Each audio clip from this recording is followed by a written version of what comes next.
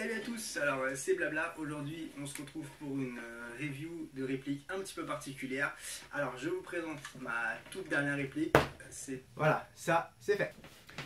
Alors du coup on se retrouve aujourd'hui pour une nouvelle review, bien évidemment on n'en a jamais assez. Encore une réplique de ma collection, cette fois-ci une réplique un petit peu plus ancienne, à savoir le Uzi AEG de chez Maruchin. Donc au niveau des dates de fabrication, je ne sais plus exactement, mais je crois qu'on tourne entre 86 et 90. Voilà, donc c'est une très vieille réplique. Savoir que celle-ci, je l'ai acquise sur France Airsoft en occasion. Un vendeur très sympa d'ailleurs, mais je ne me rappelle plus de son nom. Mais si tu vois ces vidéos, je te remercie encore pour cette belle réplique. Voilà, alors du coup... À savoir, donc comme je l'ai dit, c'est une version AEG. Au niveau du chronie, elle développe 300 fps. C'est largement suffisant en termes de portée. Portée précision, c'est hallucinant. Franchement, pour 300 fps, on a une portée d'environ 35, ouais, un bon 35 mètres pour un petit canon comme ça. Franchement, elle est très très bien construite. Son gros atout, c'est sa cadence de tir. Ça veut dire que celle-ci développe une cadence de tir du Uzi, donc de chez Iwi. À savoir aussi, cette réplique là a l'avantage d'avoir des marquages réalistes.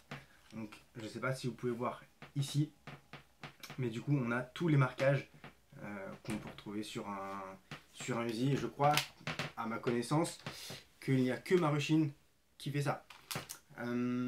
Aussi, quand je l'ai reçu, le capot ici était fixe. J'ai fait une petite modification. Alors je pense que de base, c'était peut-être prévu pour, mais en tout cas, moi, quand je l'ai reçu, c'était fixe. Donc j'ai rajouté un petit ressort parce que le levier était fixe. La crosse est bien évidemment dépliable. Au niveau de la prise en main, ça reste forcément assez rustique, hein. On est sur du Uzi israélien, donc voilà, c'est très rustique. Les organes de visée, je vous en parle même pas. C'est pour viser dedans, on peut même pas viser dedans. C'est trop petit. Sinon, on sent qu'on est vraiment, voilà, on a vraiment un Uzi. Ça restaure la solidité. On a un tout petit peu de jeu ici au niveau de la crosse. Par contre ici latéralement le jeu est très très faible. On va avoir une pédale de sécurité ici, mais elle sert à rien. C'est un petit peu dommage d'ailleurs, mais bon. Le garde-main avant ici est en plastique. Ça c'est un petit peu dommage. Alors je vais peut-être me tromper, mais je crois que les vrais étaient en bakélite.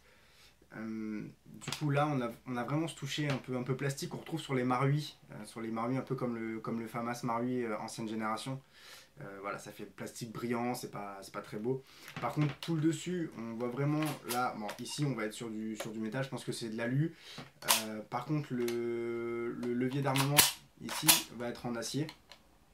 Là on est sur de l'acier aussi, et le chargeur est en acier. Alors, de base, il est livré avec un chargeur high cap. Je crois qu'il existe des chargeurs low cap avec ce petit bébé. Le chargeur répond très bien. Franchement, j'ai pas de problème de misfeed ou quoi que ce soit. Ça fonctionne terrible. Alors là-dessus, c'est tip top. À savoir, cette réplique-là a une grosse particularité. Elle n'a pas de gearbox à proprement parler.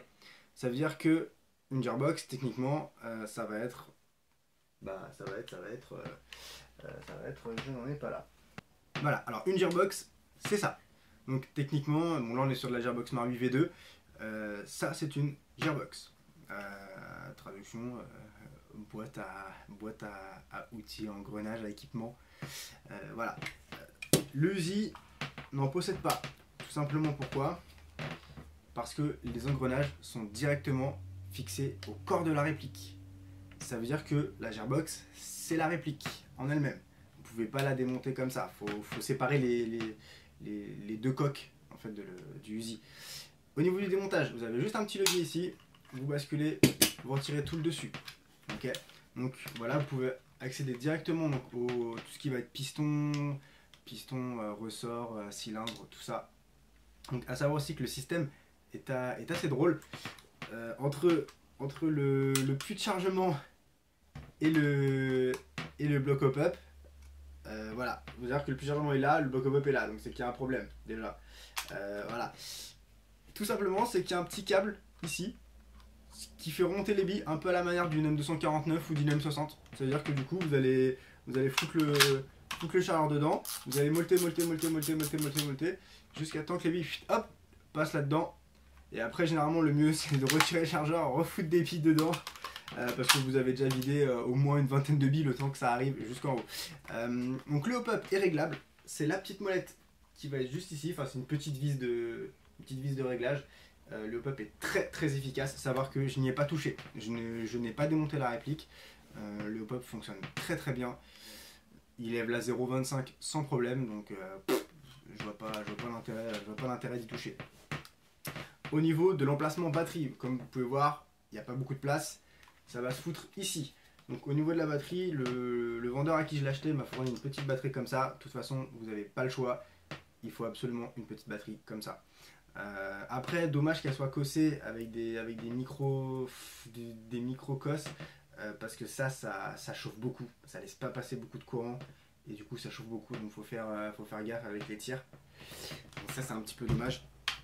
Au niveau du branchement, tout ce qu'il y a de plus basique, entre guillemets. Tac, vous foutez la batterie ici, le surplus de câble ici. Parce que oui, du coup, il y a une rallonge. Hein.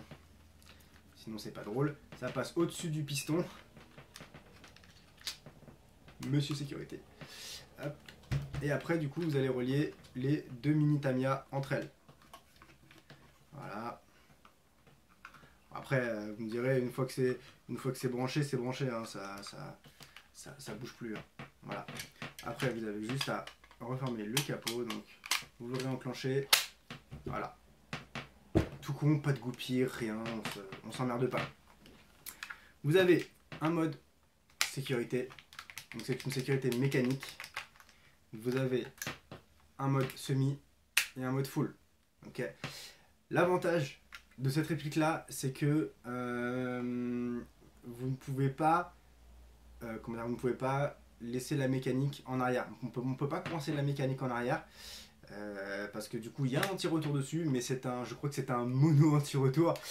Du coup ça fait que la mécanique n'aurait jamais en arrière, et en plus il y a un décocking. Ça veut dire que si vous tirez en full, le piston va automatiquement se remettre de toute façon en position 0, mais vous ne ferez pas deux feeds par exemple, vous n'allez pas chambrer deux billes en même temps, les billes ne vont pas tomber, tout ça, donc là-dessus c'est vraiment pas mal.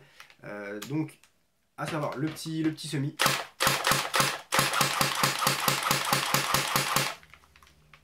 et le petit full.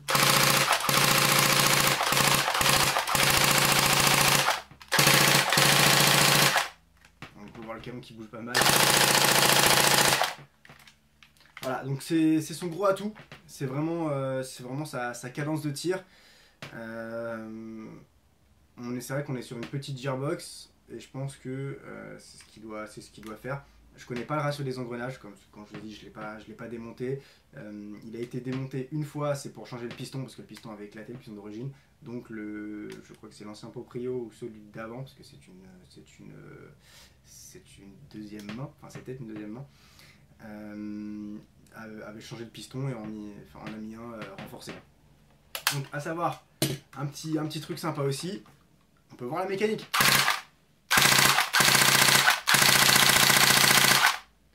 Donc c'est plutôt sympa, ça risque pas de se barrer, c'est fait pour, il n'y a pas de problème. Elle a aussi une petite particularité, c'est que elle ne peut pas tirer si le chargeur n'est pas engagé. Donc là-dessus c'est tip top.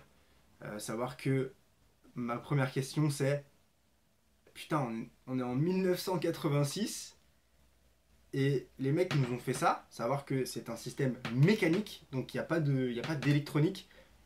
Et en 2017, on n'arrive pas à nous refoutre des systèmes qui font que quand le chargeur est désengagé, on ne puisse pas tirer.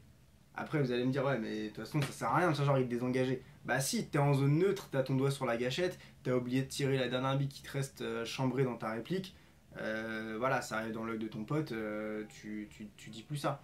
Donc voilà, là-dessus je trouve ça génial.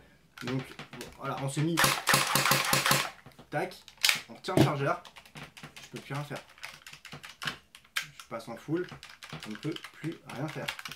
C'est... Voilà, et je remets juste le chargeur. Enfin voilà, enfin, c'est tout con. Alors c'est dû à quoi? C'est dû à cette petite pièce là. Il y a une petite pièce ici, voilà, en fait qui se bouge comme ça quand on met le chargeur. Et du coup ça va venir déplacer une pièce mécanique vers l'arrière pour que la gâchette puisse finir son cycle en fait, pour que la gâchette puisse faire sa course. Putain, c'est tout con. C'est tout con. Et voilà. Enfin, et du coup, on nous vend des répliques à 250 balles qui font même pas ça. Enfin, c'est une sécurité supplémentaire. C'est un ressort et une plaque de métal.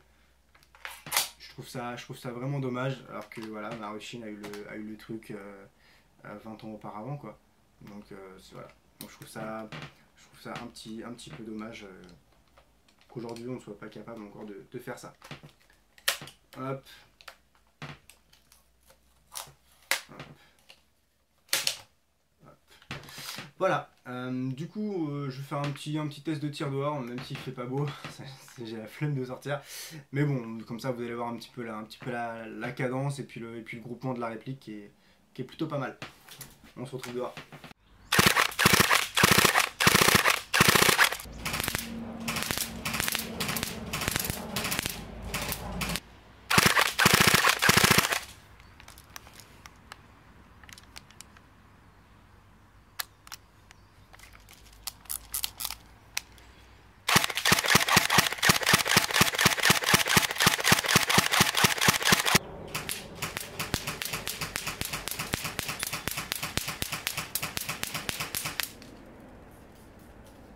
Voilà, je crois qu'on a défoncé Michel.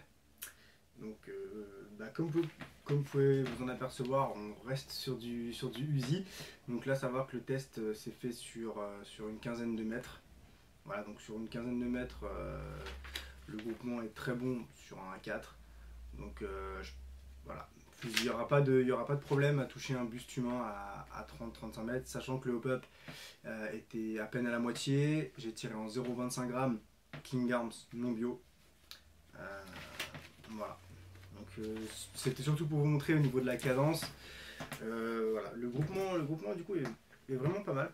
Comme je disais tout à l'heure, enfin moi j'en suis vraiment satisfait par rapport à la taille du canon qu'on a. Après à savoir, donc au niveau du bloc hop-up aussi, je vais juste rajouter un petit truc par rapport à tout à l'heure. Je ne sais pas si je vous l'avais précisé, mais les billes arrivent par le dessus. Contrairement à n'importe quelle autre réplique au monde, les billes arrivent par le dessus. C'est-à-dire que du coup, donc, comme je l'ai dit, elles passent par le tube type M249 et elles tombent dans le bloc hop-up et après elles partent. Donc à savoir que le système est un système inversé. Donc les billes ne sont pas soufflées comme une gearbox basique. C'est-à-dire que dans une gearbox basique, vous allez avoir le nozzle qui va reculer, la bille va être chambrée, enfin la bille va monter, le nozzle va revenir, donc la bille sera chambrée, et après le piston va pousser la bille. Ici c'est complètement différent, ça veut dire que la bille va tomber, le nozzle va reculer et du coup aspirer la bille, et en fait après c'est le piston qui va venir pousser la bille, c'est à dire que la bille va faire tac, tac, tac. Voilà. Donc c'est un système complètement différent. Pourquoi pas. Pourquoi pas. Je trouve ça plutôt sympa qu'on n'ait pas tout le temps les mêmes systèmes, mais comme quoi les innovations sont possibles même 20 ans en arrière. Petit détail aussi, donc la réplique elle est munie d'un fusible de base. Je ne sais plus c'est quoi comme fusible, mais elle a un fusible. Et le moteur se trouve à l'avant. D'ailleurs que là je ne sais pas si vous pouvez bien voir.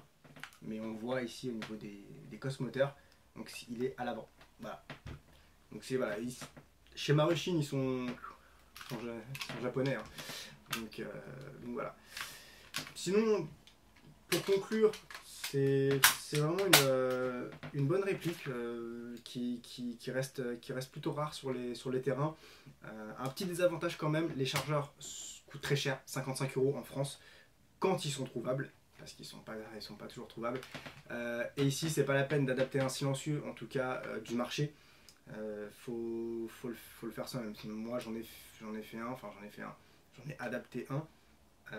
Mais du coup, voilà, il n'y a pas de vis, il n'y a rien. Là, ça se démonte, mais du coup, vous accédez directement au canon, parce que le canon est guidé seulement par ça. C'est-à-dire qu'il part du bloc au peuple, là, il passe dans le vide, et du coup, après, il est guidé par là. Sinon, après, ici, vous accédez aussi directement au moteur et au fusible. Voilà. Donc, sinon, c'est une belle bête. Enfin, elle fait son poids. Je pense que là, je l'ai pas pesé sur la balance, mais elle doit faire un bon 1,5 kg. Voilà, à savoir que le corps ici est en plastique, par contre. Ici, il est en plastique, tout ça, c'est en métal. Tout ça, c'est en plastique. Tout ça, c'est en plastique. Le chargeur est en acier et la crosse est en acier. Voilà. Bon bah sur ce, moi je vais vous laisser.